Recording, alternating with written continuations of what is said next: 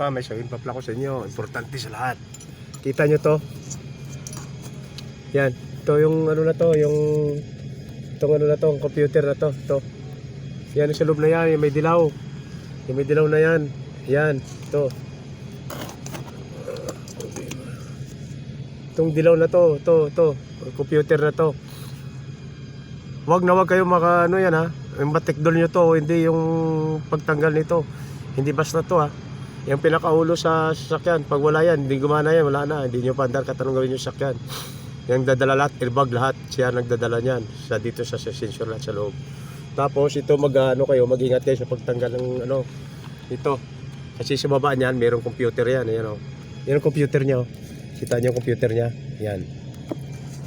Yan ang computer niya. Ayan, yung computer niya. Ayan, sa baba. Kasama yan sa ano, kasama yan sa servoer to. Kasama yan, may computer yan sa malito. Yan o. Itong ang harness niya, itong harness niya. Ayan.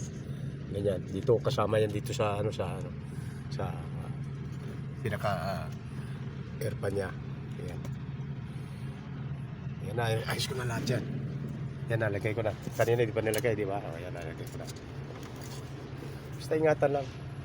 Eh, hindi ko nga to masyado ano, dahil nga iba kasi nagtanggal dito, kaya nga siyempre hanapin ko pa rin kung saan ano niya lugar. Makita mo naman dahil kasi may ano man kung sasapunta yung mga wire na yan eh. Makakuha yan. Hindi pwede ba? Nagtrabaho natin siyempre. Pag-aralan mo rin kahit paano. Diba? Sinang kalod eh.